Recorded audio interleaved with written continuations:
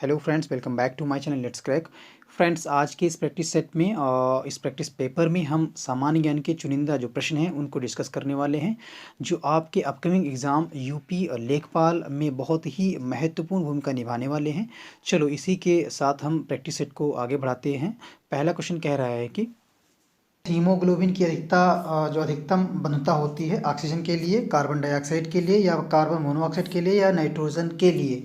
तो correct answer क्या हो जाएगा प्रश्न का, जो हीमोग्लोबिन की अधिकतम बंधुता किस में होती है। तो करेक्ट जो विकल्प होगा पहले क्वेश्चन का ऑप्शन जो हमारा सी है, कार्बन मोनोऑक्साइड के लिए जो है इसमें हीमोग्लोबिन की जो है अधिकतम बंधुता होती है। ठीक है, अगले क्वेश्चन की तरफ बढ़ते हैं। नेक्स्ट क्वेश्चन कह रहा है, प्रश्न 2 कह रहा है कि पुरुष में पुरुषत्व के लिए कौन सा गुणसूत्री संयोजन उत्तरदायी है। तो एक्स ओ है, एक्स एक्स एक्स है, फिर है एक्स एक्स या एक्स वाई। तो राइट आंसर क्या हो जाएगा प्रश्न 2 का ऑप्शन जो हमारा डी है, विकल्प जो डी है ये राइट हो जाएगा। एक्स वाई जो है ये आंसर 2 का करेक्ट होगा। नेक्स्ट क्वेश्चन क्या कह रहा है वो देखते हैं। प्रश्न संख्या 3 कह रहा है, न्यूटन के पहले नियम को क्या कहते हैं। न्यूटन के जो पहला नियम है उसे क्या कहते हैं।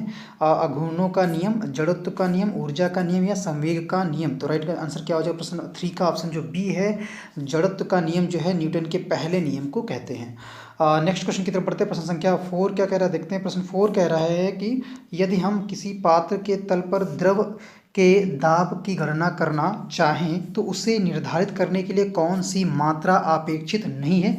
तो द्रव स्तंभ की ऊंचाई, पात्र के तल के पृष्ठ का क्षेत्रफल, द्रव का घनत्व, पात्र के तल पर गुरुत्व के कारण त्वरण। तो करेक्ट आंसर क्या हो जाएगा फोर्थ क्वेश्चन का ऑप्शन जो बी है, पात्र के तल के पृष्ठ का क्षेत्रफल जो है ये इसके लिए करेक्ट आंसर हो जाएगा। ऑप्शन बी जो है राइट होगा।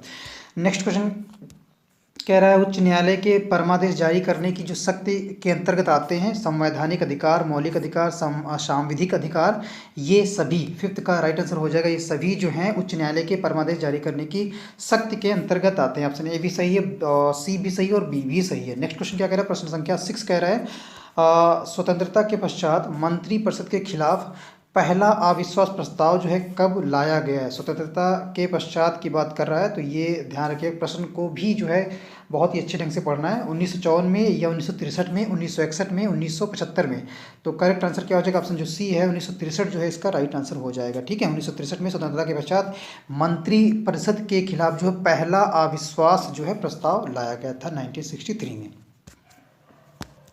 नेक्स्ट क्वेश्चन कह रहा है, सेवेंथ कह रहा है, नवीं सदी में भारत आए अरब यात्री सुलेमान जो है ने किस साम्राज्य को रुहमा कहकर जो है संबोधित किया। पाल को, राष्ट्रकूट को, प्रतिहार को, सेन को। तो राइट आंसर हो जाएगा सेवंथ का ऑप्शन जो ए है ये करेक्ट आंसर हो जाएगा।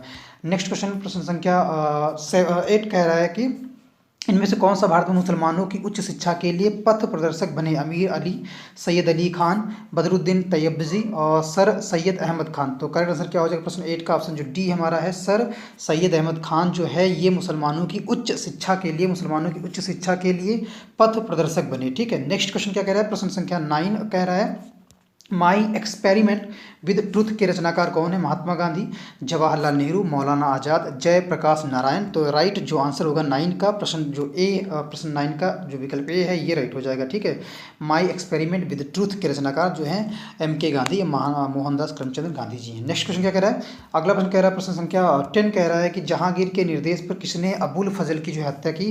वीर सिंह बुंदेला, उजबेगों ने, या यूसुफ जाइयों ने, या अफगानियों ने।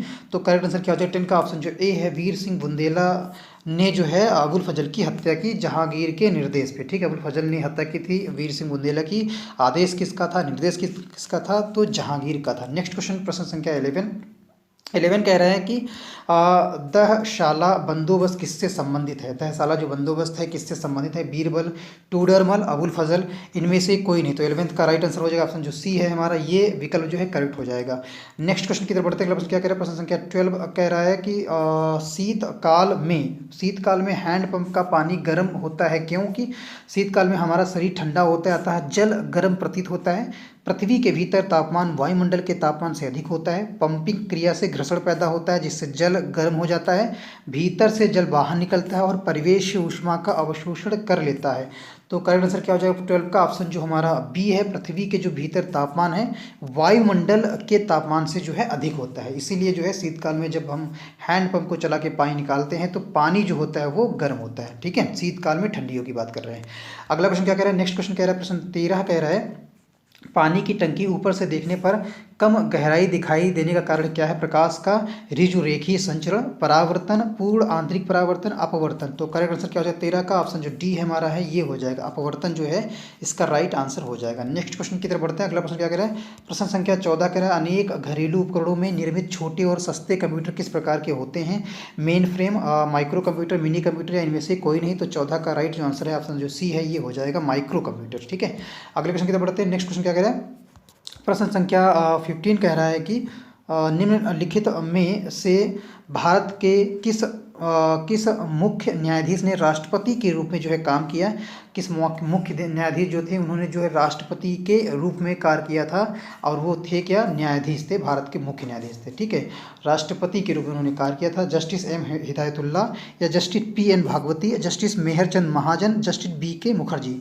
तो करेक्ट आंसर क्या हो जाएगा प्रश्न का 15% का ऑप्शन जो हमारा ए है ये राइट हो जाएगा। ठीक, जस्टिस एम हिदायतुल्ला जो है इसका करेक्ट आंसर हो जाएगा। नेक्स्ट क्वेश्चन की तरफ बढ़ते हैं। अगला प्रश्न क्या कह रहा है, नेफ्थलीन जो है प्रश्न संख्या 16, नेफ्थलीन का मुख्य स्रोत क्या है। कोल टार, चारकोल, डीजल, कैम्फर। तो करेक्ट आंसर क्या हो जाएगा 16% का ऑप्शन जो ए है, कोल टार जो है ये नेफ्थलीन का मुख्य स्रोत है। ठीक है, अगला क्वेश्चन क्या कह रहा है, नेक्स्ट प्रश्न 17 कह रहा है कि प्रश्न संख्या 17 कह रहा है कि सर्वोच्च न्यायालय में न्यायाधीश नियुक्त होने के लिए व्यक्ति को कम से कम कितने वर्ष जो है उच्च न्यायालय का अधिवक्ता होना चाहिए।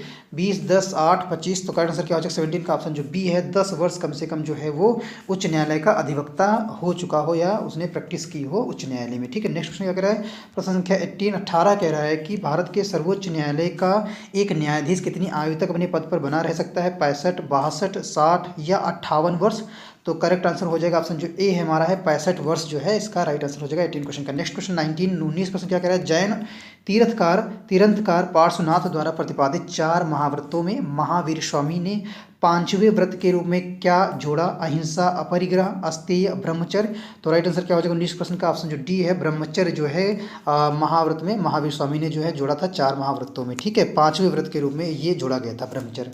नेक्स्ट क्वेश्चन क्या कह रहा है, प्रश्न संख्या 20 कह रहा है महात्मा बुद्ध द्वारा ग्रह त्याग की घटना क्या कहलाती है। महाविनिष्क्रमण, प्रतीत्य, समुत्पाद, धर्मचक्र परिवर्तन या उपसंपदा। तो राइट आंसर हो जाएगा 20 का ऑप्शन जो ए है, महाविनिष्क्रमण जो है ये महात्मा बुद्ध द्वारा ग्रह त्याग की जो घटना है उसे वो कहलाती है। ठीक है, अगला प्रश्न कह रहा है प्रश्न संख्या 21 प्रश्न कह रहा है पवन ऊर्जा उत्पादन के क्षेत्र में विश्व का अग्रणी देश है। जर्मनी, डेनमार्क, संयुक्त राज्य अमेरिका, स्पेन। तो 21 का राइट आंसर हो जाएगा ऑप्शन जो बी है, संयुक्त राज्य अमेरिका जो है इसका राइट आंसर हो जाएगा। पवन ऊर्जा जो है उत्पादन के क्षेत्र में संयुक्त राज्य अमेरिका जो है विश्व का अग्रणी या पहले स्थान पर देश है। नेक्स्ट क्वेश्चन कह रहा है प्रश्न संख्या 22 बागानी कृषि के अंतर्गत नहीं आता है। चावल, नारियल, कहवा, रबड़। तो राइट आंसर हो जाएगा ऑप्शन जो बी है, चावल जो है बागानी कृषि के अंतर्गत नहीं आता है। नेक्स्ट क्वेश्चन 23 कह रहा है खाद्यान्न कृषि के अंतर्गत नहीं आता है। चावल की कृषि, गन्ना की कृषि, गेहूं की कृषि, मक्का की कृषि। तो करेक्ट आंसर हो जाएगा 23 का ऑप्शन जो सी हमारा है, गन्ना की कृषि जो है ये राइट आंसर हो जाएगा। अगला प्रश्न 24 कह रहा है कि इंद्रावती जल विद्युत परियोजना किस राज्य की प्रमुख बहुउद्देशीय परियोजना है। महाराष्ट्र, गुजरात, तमिलनाडु, उड़ीसा। तो राइट आंसर हो जाएगा 24 का ऑप्शन जो ए हमारा है, महाराष्ट्र जो है ये इसका करेक्ट आंसर हो जाएगा। नेक्स्ट क्वेश्चन 25 कह रहा है कि प्राचीन भारत में निम्नलिखित में से कौन सी लिपि दाईं ओर से बाईं ओर की लिखी जाती थी। ब्राह्मी, शारदा, देवनागरी, खरोष्टी। तो करेक्ट आंसर हो जाएगा 25 का ऑप्शन जो डी हमारा है, खरोष्टी जो लिपि है ये प्राचीन भारत में जो है लिपि दाईं ओर से बाईं ओर जो है लिखी जाती थी, खरोष्टी लिपि प्राचीन भारत में। ठीक है, 26 क्वेश्चन कह रहा है कि विश्व व्यापार संगठन WTO किस वर्ष में कार्यान्वित हुआ। 1995 में, 1990 में, 1997 में, 1993। तो राइट आंसर हो जाएगा 26 का ऑप्शन जो ए है, 1995 में जो विश्व व्यापार संगठन जो है कार्यान्वित हुआ। नेक्स्ट क्वेश्चन कह रहा है 27 भारतीय युद्ध स्मारक का पुरातत्व संग्रहालय कहाँ स्थित है। कोलकाता, चेन्नई, मुंबई, नई दिल्ली। तो करेक्ट आंसर हो जाएगा 27 का ऑप्शन जो ए है ये हो जाएगा कोलकाता में भारतीय युद्ध स्मारक का का पुरातत्व जो है संग्रहालय स्थित है। ठीक है, कह रहा है किस बौद्ध ग्रंथ में यूनानी नरेश मीनेंडर एवं बौद्ध भिक्षु नागसेन बीच वार्तालाप का वर्णन है। नागसेन के बीच वार्तालाप का वर्णन। दीपवंश, मिलिंद पन्हो, महावंश, महावंश और महावस्तु। तो राइट आंसर हो जाएगा 28 का ऑप्शन जो हमारा सी है, विकल्प जो सी है ये राइट हो जाएगा। मिलिंद पन्हो में बौद्ध ग्रंथ में यूनानी नरेश मीनेंडर एवं बौद्ध भिक्षु नागसेन के जो है बीच वार्तालाप का जो है वर्णन है मिलिंद पन्हो में। ऑप्शन सी जो है राइट हो जाएगा 28 का। नेक्स्ट क्वेश्चन कह रहा है, प्रश्न संख्या 29 कह रहा है कि जाति प्रथा एवं छुआछूत, जाति प्रथा एवं छुआछूत को समाप्त करने के उद्देश्य से लंगर परंपरा की नींव किसने डाली? गुरु नानक ने, गुरु अमरदास ने, गुरु अंगद ने, गुरु रामदास ने। तो करेक्ट आंसर हो जाएगा 29 का ऑप्शन जो सी हमारा है, गुरु अमरदास ने जो है लंगर परंपरा की जो है नींव डाली थी। नेक्स्ट क्वेश्चन 30 प्रश्न कह रहा है कि पारसी धर्म के संस्थापक कौन है? लाओ त्से हैं, कुंग फू शू हैं, मिकादो हैं, जोरोस्टर हैं। तो राइट आंसर क्या हो जाएगा 30 का ऑप्शन जो सी है, जोरोस्टर जो है ये पारसी धर्म के संस्थापक हैं। अगले प्रश्न की तरफ बढ़ते हैं। नेक्स्ट प्रश्न कह रहा है 31 कह रहा है कि एलोरा में गुफाएं और शैलकृत मंदिर हैं, बौद्ध और हिंदू के, बौद्ध और जैन के, हिंदू और जैन के, हिंदू बौद्ध और जैन के। तो राइट आंसर हो जाएगा 31 का ऑप्शन जो हमारा डी है, विकल्प जो डी है ये राइट होगा। हिंदू हैं, बौद्ध हैं और जैन के जो है एलोरा गुफा में शैलकृत मंदिर हैं। अगले प्रश्न की तरफ बढ़ते हैं। 32 क्वेश्चन कह रहा है कि हाथी उत्सव जो है मनाया जाता है जैसलमेर में, जयपुर में, उदयपुर में, ग्वालियर में। तो करेक्ट आंसर हो जाएगा 32 का ऑप्शन जो सी है, विकल्प जो सी है ये राइट हो जाएगा। जयपुर में जो है हाथी उत्सव मनाया जाता है। अगले प्रश्न की तरफ बढ़ते हैं। प्रश्न संख्या 33 कह रहा है कि लॉर्ड मैकाले जो है संबंधित हैं सेना के सुधार से, अंग्रेज शिक्षा से, सती प्रथा की समाप्ति से, स्थायी बंदोबस्त से। राइट आंसर हो जाएगा 33 का ऑप्शन जो सी है, विकल्प जो सी है ये राइट हो जाएगा। अंग्रेज शिक्षा से जो है लॉर्ड मैकाले संबंधित हैं। अगले क्वेश्चन की तरफ बढ़ते हैं। 34 प्रश्न संख्या कह रहा है किस भाषा को भारतीय आर्य भाषाओं की जननी, भारतीय आर्य संस्कृत का आधार, देव भाषा आदि नामों से जाना जाता है? तमिल, संस्कृत, हिंदी, उर्दू। तो करेक्ट आंसर हो जाएगा संस्कृत जो है इसका राइट आंसर हो जाएगा। नेक्स्ट क्वेश्चन की तरफ बढ़ते हैं। प्रश्न संख्या 35 कह रहा है कि मेघ गर्जन वायुमंडल की किस परत में होता है? आयन मंडल में, क्षोभ मंडल में, ओजोन मंडल में, समताप मंडल में। तो करेक्ट आंसर हो जाएगा 35 का ऑप्शन जो हमारा सी है, विकल्प जो सी है, क्षोभ मंडल है। इसमें जो है मेघ गर्जन की जो घटना है इस वायुमंडल की परत में घटती है। अगले क्वेश्चन की तरफ बढ़ते हैं। प्रश्न संख्या 36 कह रहा है कि उच्च स्तरीय इंडियन स्कूल ऑफ बिजनेस जो है कहाँ स्थित है? नई दिल्ली, मुंबई, बेंगलुरु, हैदराबाद। तो करेक्ट आंसर हो जाएगा 36 का ऑप्शन जो डी है, विकल्प जो डी है, हैदराबाद में जो है इंडियन स्कूल ऑफ बिजनेस जो है स्थित है, उच्च स्तरीय। अगले प्रश्न की तरफ बढ़ते हैं। प्रश्न संख्या 37 कह रहा है कि भारत का सबसे पुराना स्मारक है कुतुब मीनार, खजुराहो, ताजमहल, अजंता की गुफाएं। तो 37 का ऑप्शन डी जो विकल्प है ये राइट हो जाएगा। अजंता की गुफाएं जो है भारत का सबसे पुराना स्मारक है। अगले प्रश्न की तरफ बढ़ते हैं। प्रश्न संख्या 38 कह रहा है कि उपनिषदों में मुख्यतः विवेचित होता है धर्म, योग, दर्शन, शास्त्र, कानून। तो करेक्ट आंसर हो जाएगा 38 का ऑप्शन जो बी है, विकल्प जो बी है, दर्शन शास्त्र का जो है उपनिषदों में मुख्यतः जो है विवेचन होता है, विवेचित होता है। 38 का विकल्प बी जो है राइट आंसर हो जाएगा। प्रश्न संख्या 39 39 प्रश्न कह रहा है कि भाषा के संबंध में हिंदी शब्द का प्रयोग सर्वप्रथम किसने किया? अमीर खुसरो, माखनलाल चतुर्वेदी, मलूकदास, रामधारी सिंह दिनकर। तो करेक्ट आंसर जो है 39 का हो जाएगा। ऑप्शन जो हमारा ए है, अमीर खुसरो जो है ये राइट आंसर हो जाएगा। अगले क्वेश्चन की तरफ बढ़ते हैं। प्रश्न संख्या 40 कह रहा है विश्व भारती विश्वविद्यालय की स्थापना किसने की थी? ईश्वर चंद्र विद्यासागर, विकल्प ए, बी जो है हमारा राजा राम मोहन राय, सी है बंकिम चटर्जी और डी है रविंद्रनाथ टैगोर।